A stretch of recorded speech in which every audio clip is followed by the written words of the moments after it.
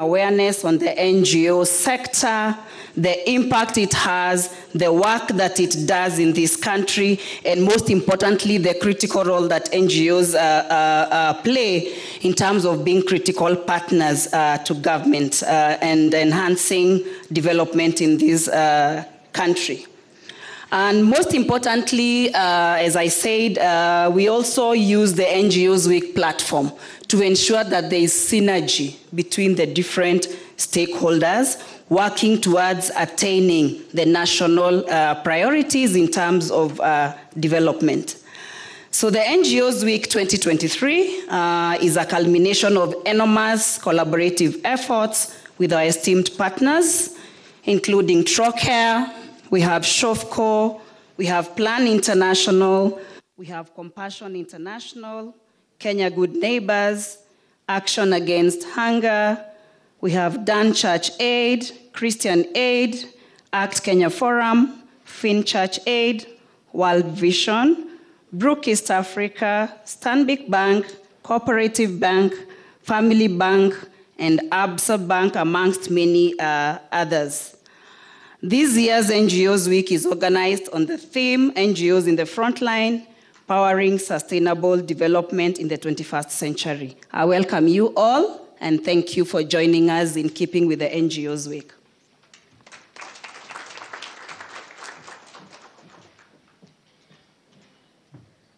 Thank you, Madam Carol. So we'll go right to the next speaker. And as we go to the next speaker, I'd just like to reiterate what Carol has said, that this week really is about celebrating and commemorating the collaboration that we have within the NGO space. And as she said, the theme is NGOs at the frontline, powering sustainable development in the 21st century. And I'm sure a lot of us can agree to the fact that over the last couple of years, sustainability has been such a buzzword within the NGO space just because of the dwindling funds and also trying to figure out how to sustain gains beyond the project life. So I'd like to invite our next speaker, Ms. Bernadette Nzomo. She's a manager, research and policy for the NGOs Coordination Board. She'll be taking us through the annual NGO Sector Report 2021-2022 highlights. Karibu sana, Bernadette.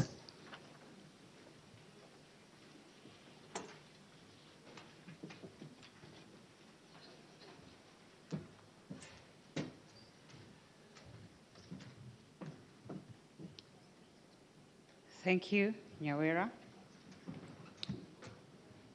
Principal Secretary, State Department of Internal Security and National Administration, Dr. Raymond Omolo. Chairman, NGO Coordination Board, Mr. Geshira Kibara. The Executive Director, NGO Coordination Board, Mr. Mutuma Kanata. Board members present, NGO Coordination Board. NGOs representatives present today, government officials, non-state actors, all protocol observed. Ladies and gentlemen, good morning. My name is Bernadette Nzomo, Manager Research and Policy, NGO Coordination Board. I have the privilege today to bring to us the summary of the NGO sector reports for the period covering July 1st, 2021 through to June 30th, 2022.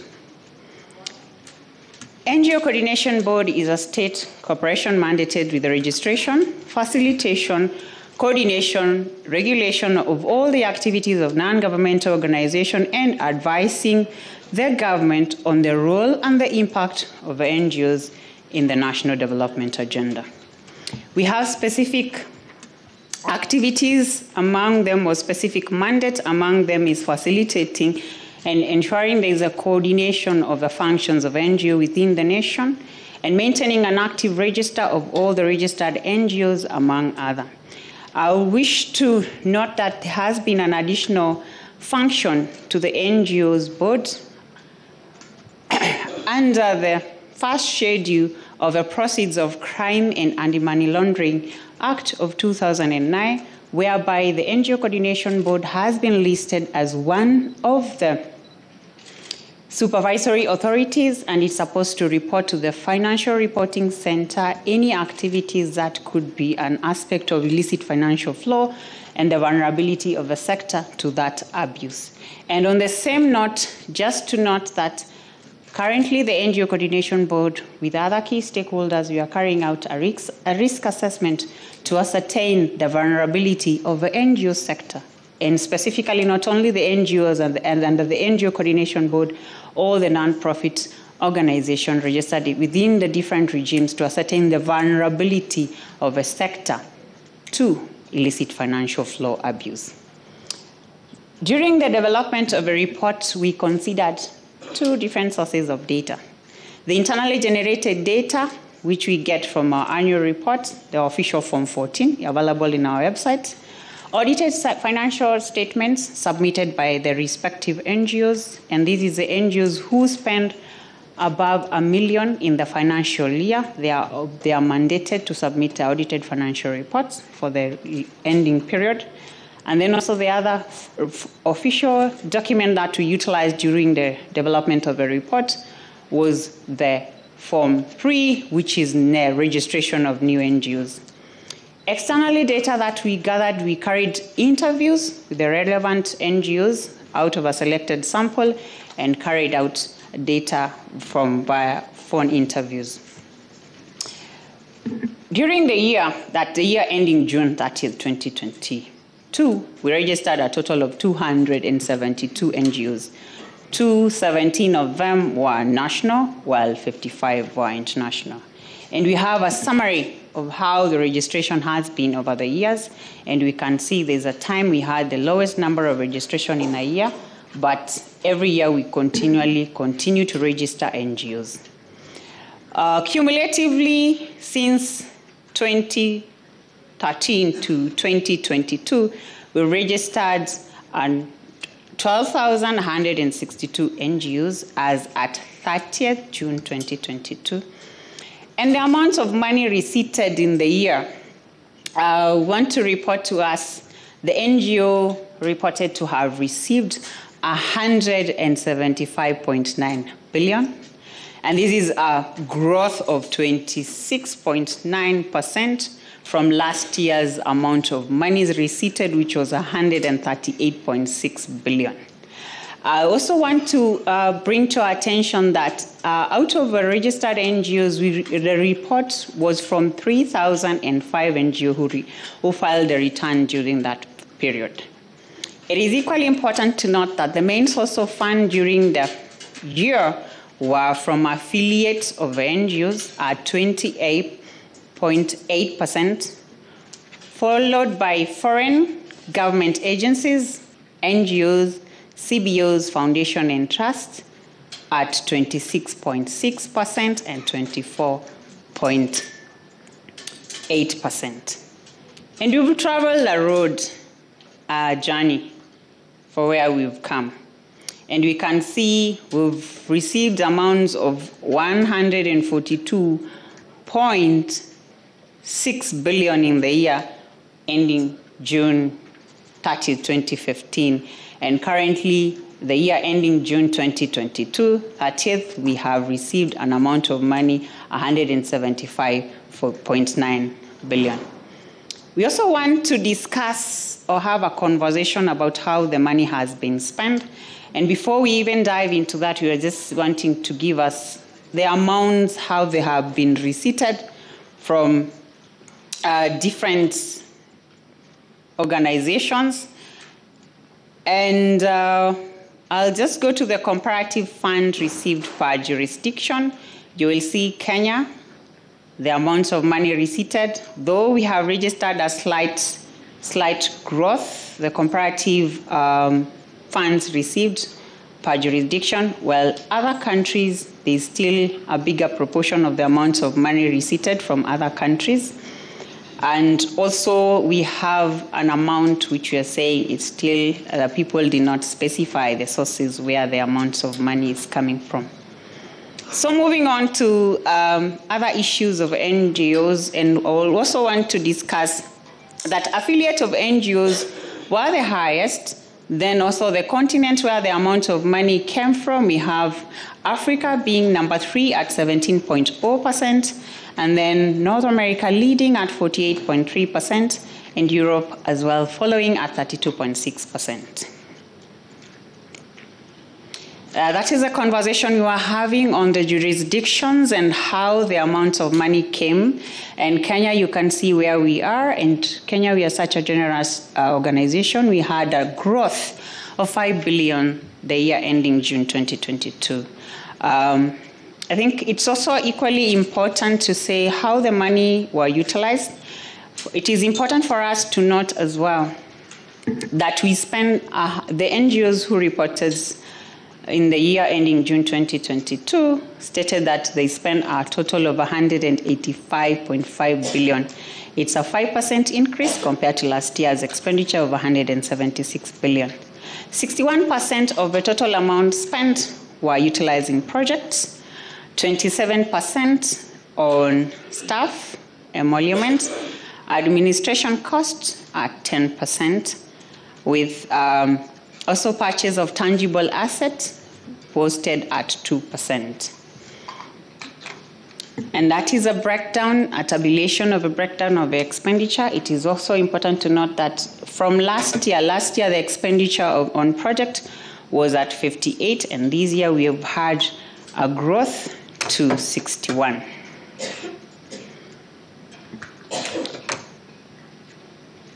Moving on to the utilization of funds, the top 10 sectors. We appreciate health sector is the leading sector in the utilization of the funds received, followed by children sector and education sector. The top 10 sector constitute 82.1% of the total amount of money spent, whereas the bulk of the other sectors carry the 17.9%. We have a list of the leading NGOs in the utilization of funds on projects. And number 1, we have the Center for International Health Education and Biosafety, Kenya. And also we have the leading international NGOs in utilization of funds, as will be in our reports as well. And then I want to talk matters employment now, the sources of employment, which is actually key to our economy. The year ending June 30th, 2021, the sector reported to have employed or engaged 71,096 officers.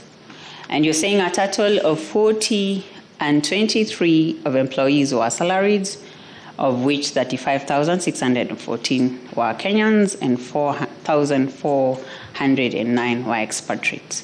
It's also important to note that there has been a slight decline in the number of employees from the last year to this year. I want us to go to the macro environment of the economy and to see where the sector stands compared to the national GDP. And from the expenditure on the gross domestic product 2021 through 2022, published by the Kenya National Bureau of Statistics, we can see the final consumption expenditure by the non-profit institution serving household. At the year 2018, we are at 102 million. 2019, it's 102 billion actually. 2019, 107. 2020, which is a provision because the base was on 2018-2019, we can see we are at 112. And currently, 2022, we are at 103, that is billion.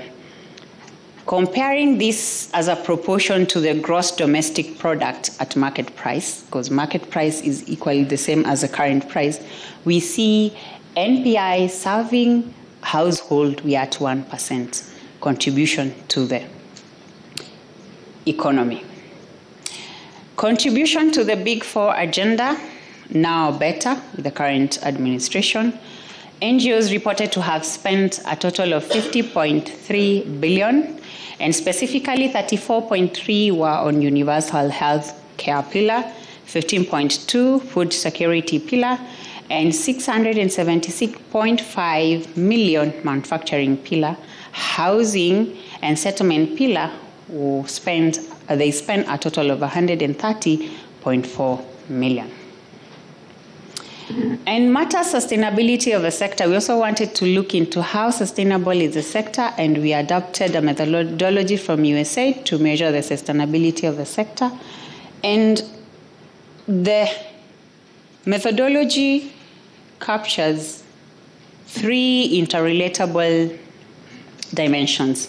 We look into organizational capacity, and under organizational capacity, we look into NGOs' governance structures, their staffing levels, and the ICT capacity.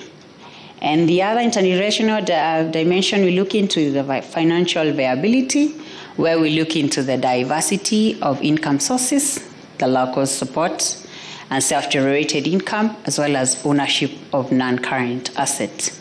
Collaboration and networking is the other factor that we look into, or dimension, and we look into the existence of information exchange, access to technical support, as well as access to equipment support. And it is important to note that the sustainability is categorized into 3. And the top tier is sustainability enhanced, a score of above 70%, you are in that category. And evolving stage 40 through to 69.9, it is evolving stage. And embedded stage is just below 40%. And the next slide will show us the overall sustainability for the sector. We'll compare it to last year's sustainability, and we can see we've just posted an increase, and we are at 53%. Last year we were at 47%. In conclusion, we are saying so far we've come a long way. We've registered a total of 12,162.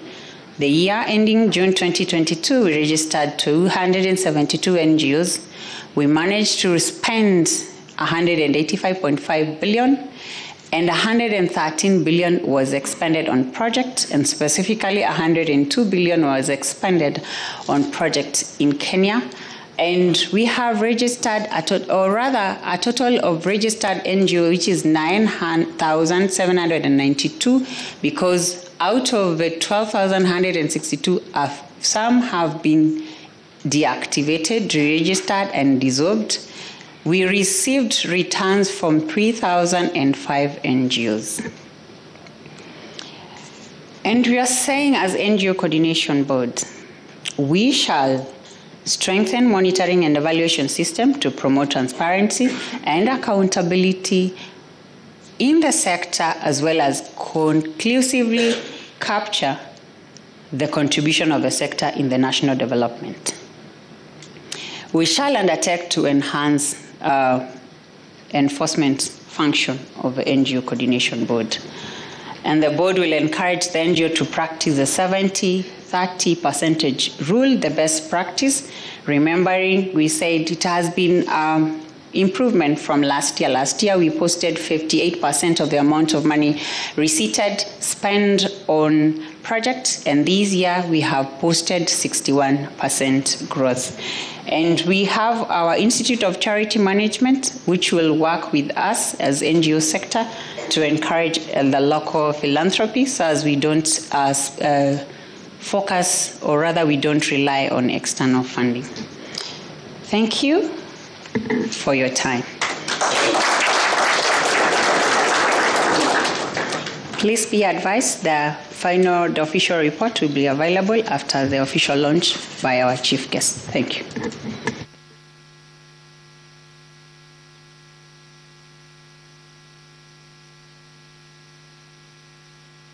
Thank you very much, Bernadette. I think we can give her a round of applause. She's done a great job in highlighting, quickly giving us highlights of what to expect in the report that we'll be launching. And as you can see, the NGO sector continues to grow steadily. So we'll be happy to share that report. And as she said, it will be available. Copies of the report will be available on the website. So that's a downloadable copy. And I'd also like to encourage each and every one of you, please feel free to take some pictures. We are live on Citizen TV. Take some pictures. If you've seen some highlights that have made you happy, tweet about it and tag the NGO Board Kenya at NGO Board Kenya on Twitter, and hashtags are very important these days. NGOs Week 2023. So we're going to move to the next section, which is some remarks from key stakeholders and representatives really from the NGO sector. And I'd like to start with the Trocare representative, Mr. Michael Solis, to come in and give his remarks. Come. Thank you very much. Good morning to everyone. It's a pleasure to be here, and just to acknowledge the deep gratitude to the Ministry of Interior and National Administration, the NGO Coordination Board, which is why we are all here today, to all of the fantastic civil society organizations, NGOs, INGOs, welcome and thank you for the opportunity to speak today. So I'm coming here from Trocare. My name is Michael Solis, and I'm our Global Director for Partnership and Localization. But I also co-chair the Kenya Charter for Change Working Group, alongside Ahmed Ibrahim, who is the CEO of Arid Lands Development Focus. So I'm here today to talk a little bit around the topic of localization and how we can all support one another to advance this topic in the sector. So TROCRA, or Trocare as we say in Kenya, retains a focus on advancing localization. And localization is all about shifting the power within the humanitarian and development sector. And there is an ongoing responsibility for international NGOs and other actors from the global north to be advancing this agenda, to promote a shifting of power within the sector. And we also require support from local and national actors to help hold us to account in this transformation of more equitable power sharing within the sector. TROCRA's hub has played a role in advancing this discourse globally, advocating for change at different levels, and also contributing thought leadership, new models of funding, etc., that can help stimulate changes. And we've seen some promising signs in Kenya amongst the international NGOs, many of which are here today, which is great. Many international NGOs are working exclusively, either exclusively or in a hybrid manner, with local and national partners or civil society organizations, which is great to see. We know that there are many that do not, but there is an increasing push to work with more local and national organizations, not only in Kenya, but globally. There is great support for robust capacity strengthening, which is great to see. Also, the NGO board is very committed to this as well, shifting greater funds to local actors in Kenya. And there's also recognition that local organizations in Kenya are very strong. They have numerous existing capacities, and they can and should be lead actors in terms of programmatic work, project-level governance, and decision-making. It's also great to see that certain funding opportunities, including recent funding opportunities from the European Union, prioritize local actors as lead agencies, which is great for localization. That said, there are some concerning signs that we see within the sector. So the most recent annual independent report of Grand Bargain signatories shows that in 2022, the volume of humanitarian funding to local and national actors has actually decreased in terms of percentages, from 1.8% of global funds reaching local and national actors directly, down from 2.3% in 2021 and 3.4% in 2020. So there has been a percentage decrease. The continued lack of progress against this target that the Grand Bargain sets of 25% of humanitarian funding reaching local actors as directly as possible poses a great risk for localization and also the legitimacy of the Grand Bargain. In Kenya, we see that there are still some international actors who are registering as local entities. And this is particularly worrying because it compromises the space for local actors, especially when international actors are competing with them for funding opportunities that are designated for local organizations. So it's something for all of us to be mindful of, whether we're an international organization, national organization, or also from the government of Kenya, to be aware of this tendency that happens not only in Kenya, but also in other countries. A commitment to transparency is important, and it was great to see the level of transparency in the presentation shared by the NGO Coordination Board, but that there are still challenges in terms of following up on reports and being transparent. And this is something that we all have to commit to. In a recent survey that Trokra and the Charter for Change is still conducting with INGOs in the sector, we received 23 responses from INGOs, which is a good sample. However, we know that this is well below the number of INGOs that operate in Kenya. So for us to get an understanding of localization trends in the country, it does require more participation and greater transparency.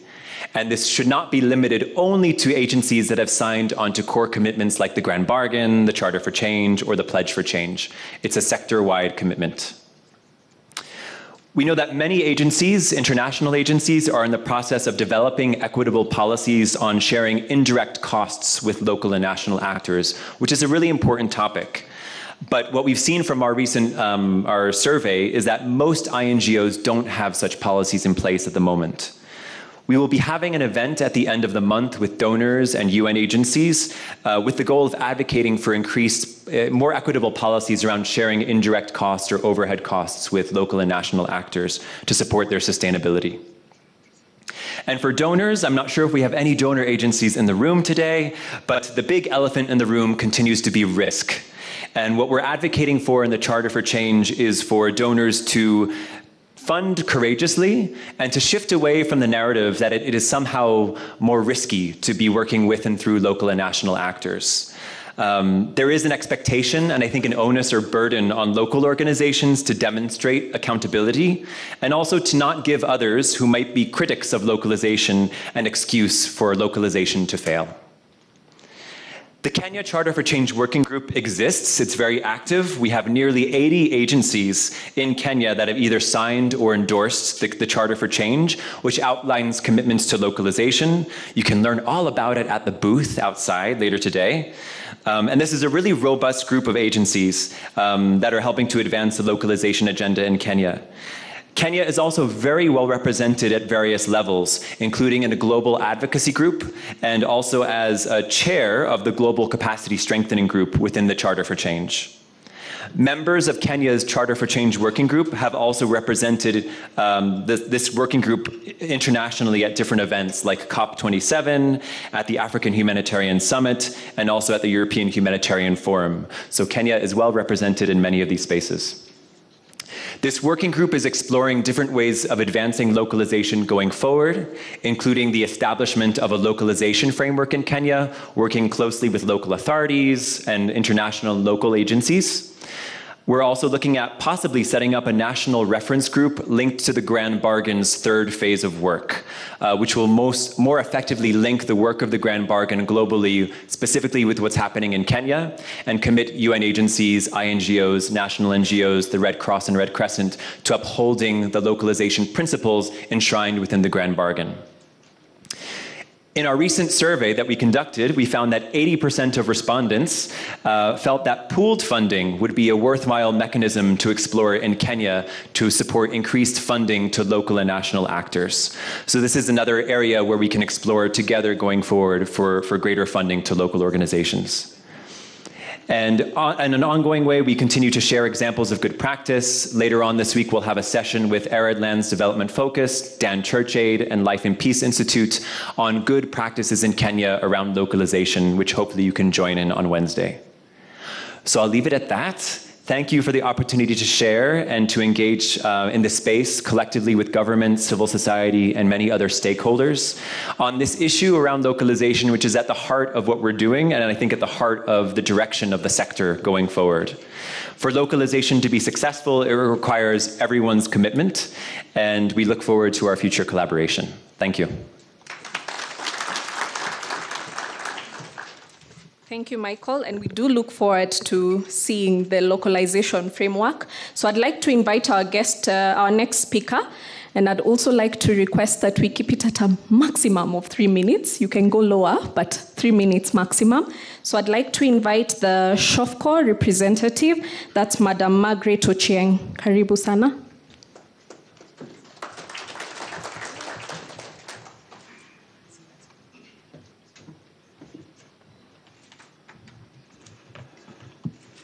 Morning, everyone. My name is Maggie Adhiambo. I work for Shining of a Community as the Agenda Director. I'm sitting in for the Chief Executive Officer, who is not in. What we do at Shining of a Community is Shining of a Community is a grassroots organization that fights and aims at working to ensure that we are supporting and transforming the lives of the community, and also changing the livelihood of persons, the youths, the children, and women in the community. This is an organization that started 20 years back, and it's an organization that is really fighting to ensure that leadership spaces for women, economic empowerment for women, children, and the entire community goes on so very well. It is an organization that works in the informal and settlements and urban slums, just ensuring that we are changing urban poverty into urban promise. For more information, we'll get to have more information from our booths, where we are having different programs that we run. We have 7 programs in Shining of a Community. That is the agenda. We have WASH program. We have health program. We have education program. We have a livelihood, sustainable livelihood program. We also have the libraries program that we have in our organization. So for more information and more, if you get to learn more about SHOFCO, just get to our booths there. And we also love to partner so very well with other organizations and other partners, just to ensure that we are reaching the community and we're reaching the informal community with the services and better support in all spheres. So I think there'll be a clip just running down. I don't know if it's...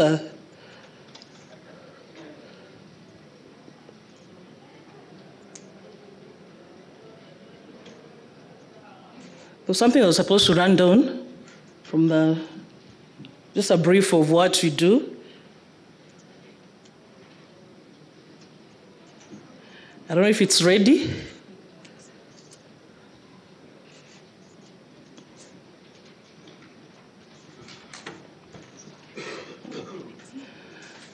So maybe we get to get more from our booths from outside there. And thank you very much, and you're most welcome to partner with us and work together with us. Thank you.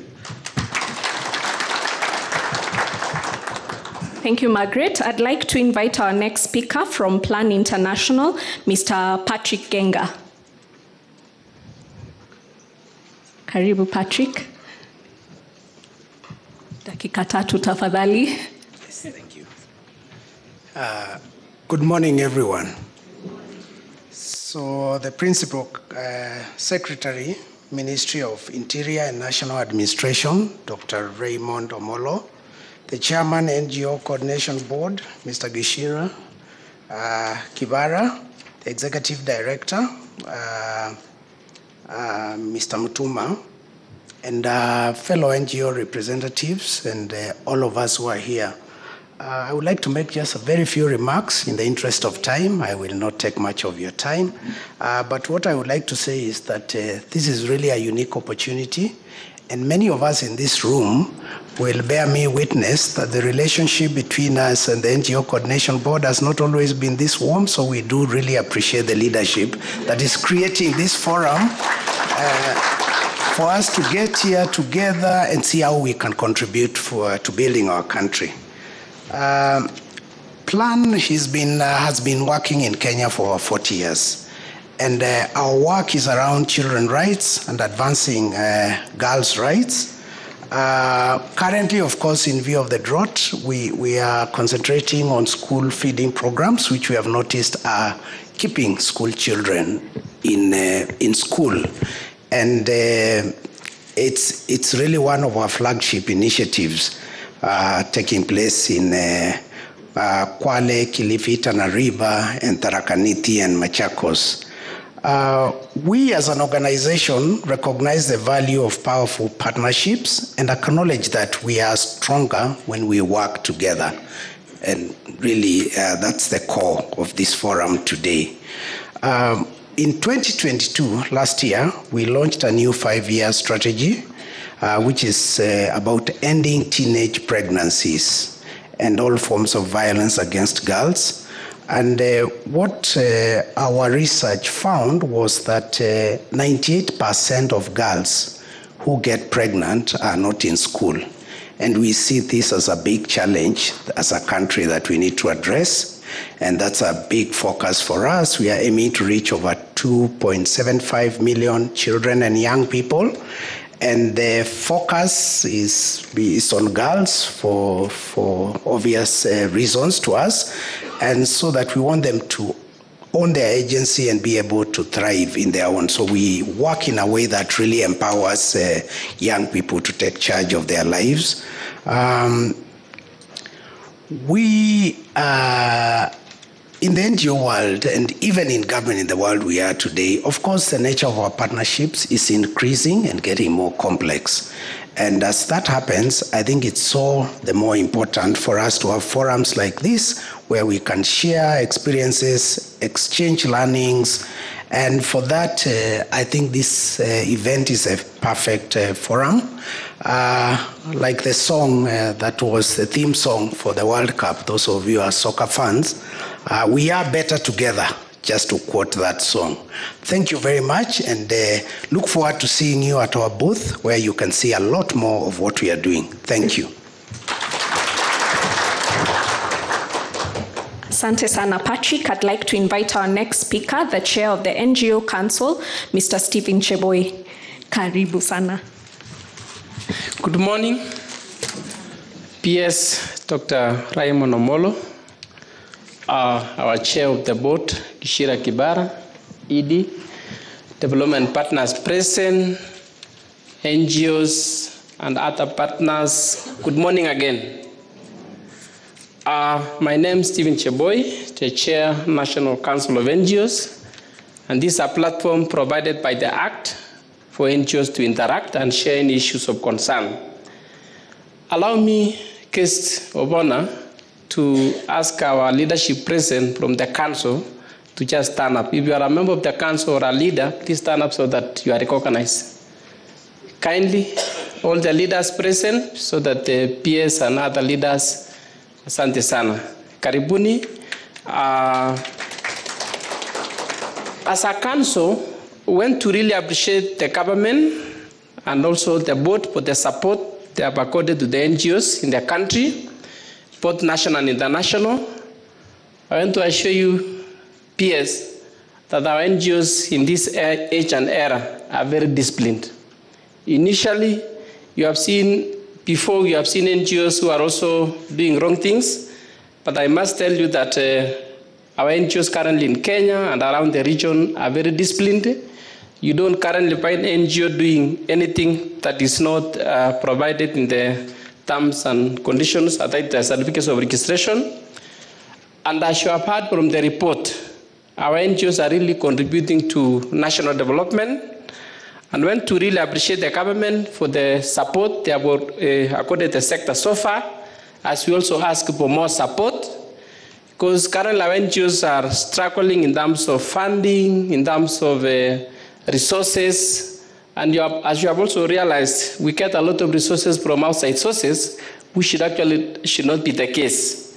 I want to encourage the private sector that you also support our NGOs in their endeavors to support our communities, so that we can be able to serve our country well. The resources that you have seen is just not even part of what we are saying we do as a nation. These are resources from outside. So assuming our government, which I think we are pushing, should allocate some resources to NGOs, even to start their operations, it will be good. So it's our bill, despite the fact that there are several challenges in terms of resources, that NGOs can also be given some seed funding to even start their operations. Many NGOs start and they get stuck before they move because of no resources. But they have very good agendas. But allow me also, sir, to appreciate international partners who have been supporting our NGOs. We really want to urge them to continue supporting the NGOs. Let us increase our sources because there is a lot of needs at grassroots levels. And as you are also aware, there are some places government services are not even felt, not because the government does not want to have their resources felt there, services felt there, but because of maybe little resources. But NGOs are on that side. So we work with government as partners. Gone are those days where NGOs were working in parallel with government. Of late, we are partners. And NGOs are not also playing opposition role. We complement what the government is doing, and that's why we really ask for an enabling environment. All the time, we are pushing for our work. As I finalize, sir, allow me to really appeal to international NGOs, international development partners to support the local NGOs. Our local NGOs are really struggling. Let us work in terms of partnership, as our colleagues who spoke earlier, Plan International, Trocare, and even Shopco, that it is through the partnerships of international NGOs, local NGOs, and even with CVOs, so that we can really take our country forward. Moving forward, as I finalize, I want to say that our NGOs, as I mentioned earlier, are disciplined. We don't want to see any NGO that is not doing the right thing. You have seen some religious leaders also not doing the right thing. Our NGOs, we have not seen NGO not doing the right thing. And I want to assure you, PS and the CS in absentia, and also the His Excellency, the President, and the government at large, that we will not find our NGOs doing the wrong thing. As a council, we'll be there for our NGOs, we'll be there for the people of Kenya, we will work with the government of Kenya under the able leadership of His Excellency, the President, and all the leaders in the country, so that we take Kenya forward. Thank you so much. And we encourage that you also join the council. I know there is freedom of association, but as a council, we are there to provide a platform for you to interact. And I must say that through the leadership of the ED and the chair of the board, we have been able to work well. We have not had any controversial issue under their leadership. So we are moving well. And thank you, sir, because when you came to your office, you really received us, and we had a good discussions. Thank you, and may God bless you. Asante Bwana Cheboy. I'd like to invite the Civic Freedom Forum representative, Mr. Peter Kiama. And as he comes, I'd like to request that the private sector representative, Mr. Bernard Osoro, should be preparing his remarks. Karibu sana.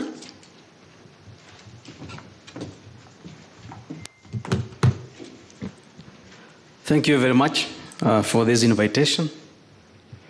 PS Internal Security, the chairperson of the board, the CEO, and the staff of the NGO Coordination Board, my colleagues, leaders from civil society, faith-based organizations, and movements, because I also conscious that we have movements in this room, in that space. This morning, I'm honored to stand before you and to speak with you.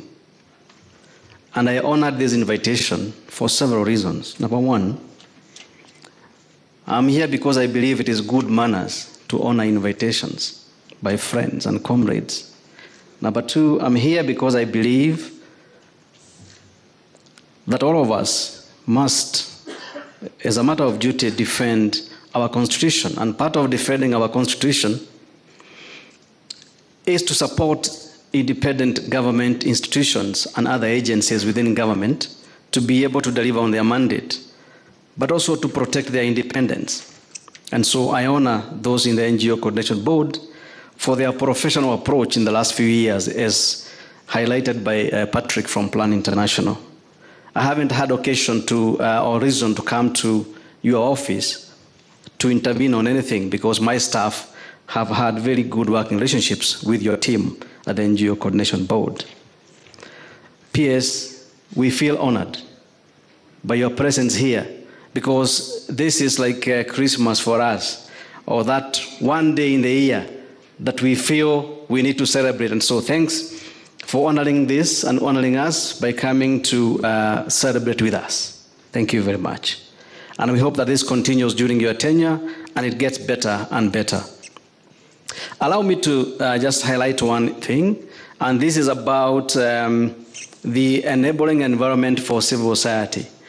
I am here representing the Civics Freedoms Forum as the chairperson of the board, but on a daily basis, I work at the Independent Medical Legal Unit, also known as IMLU. We work on security governance, and we are really looking forward to the findings and recommendations of the task force on police and prisons reform, because we would like to support the implementation of those reforms as recommended. But let me go back to the enabling civic space.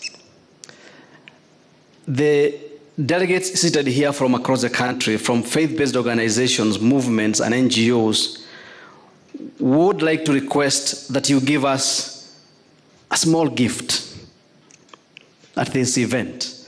And that small gift is the gift of the Public Benefits Organization Act. If you could implement that for us during your tenure, we will celebrate you as one of the patriots out of the emerging jurisprudence within civil society and the NGO sector.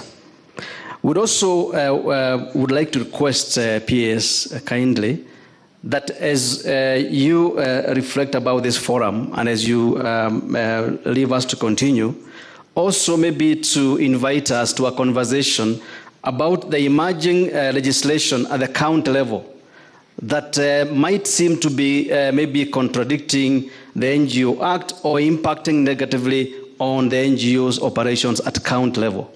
In addition to the new law, the group, the Community Groups Registration Act, that we are having questions with regard to how does it relate to with the NGO, with the PBO Act. So we would be happy to have a conversation with you, a very objective conversation around that particular area, so that we move ahead with clarity on what is best legislation for this particular sector, and for us to be able to maximize our contribution. Thank you very much. As I finish, I would like to honor all those at the front lines, because I think that's the theme of this year. All those at the front lines, either in humanitarian work, like Plan and others, in very difficult environments in the north and other places, very security averse situations, but also our comrades who have died, who have paid the ultimate price for us to be a better country. Thank you very much. Asante sana, and also thank you for honoring the invitation. I'd like to invite Bernard Osoro, Mr. Bernard Osoro. And as he comes, I'd like to remind you of our hashtag NGOs Week 2023, and please remember to tag at NGO Board Kenya. And we're live on Citizen TV, that's important to remember. Thank you. Thank you very much. Bwana PS, Ministry of Interior and National Coordination, Dr. Raymond Omolo, Chair, NGO Coordination Board, Mr. Gishira Kibara, the Executive Director, NGO Board, Mutua Nkanata, the board members of NGO Board present, my fellow stakeholders, all protocol observed, ladies and gentlemen, good morning. Let me start by saying that, so the NGO Week serves to give us, serves as an opportunity for us to reflect upon the remarkable contributions of these organizations, as acknowledged, the immense impact on the lives of Kenyans. So as one of the key stakeholders, we actually have the privilege of working closely with several NGOs, and we've seen firsthand the transformative power of their work. As one of their partners, we actually firmly believe in the principle of cooperative values, which aligns with the ethos of the NGOs. We understand the importance of collaborative, collective effort and shared responsibility in driving this positive change. Through our partnership with the NGOs, I must say that we have witnessed remarkable outcomes that can be achieved when like-minded organizations come together to address the social and economic, together with the environmental challenges. Allow me to say that the NGO Week is a unique opportunity for us in terms of giving us a platform to showcase the successes or success stories resulting from the collaborative with NGOs.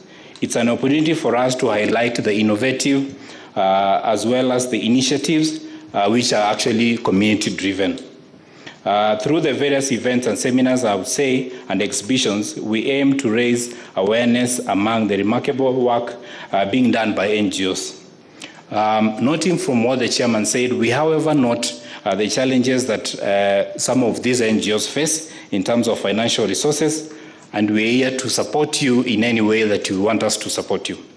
So in conclusion, to say as one of your financial partners, is to say that, let's celebrate the passion, dedication, and tireless efforts of NGOs in making a difference in the lives of our fellow citizens. So we recognize the power of collective actions and the tremendous impact that can be achieved when organizations like us, the financial institutions, come together to support.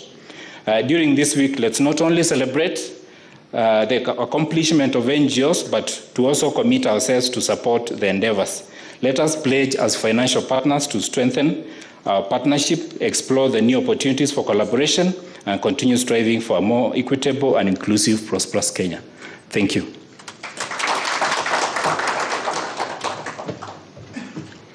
Asante sana. As Kayamba Africa prepares to welcome our keynote speakers, I'd just like to sum up what our speakers have shared in a couple of words. We call them buzzwords these days.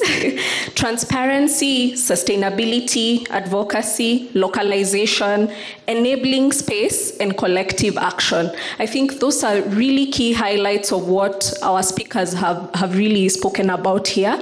And I'd like us to appreciate them in two ways. One,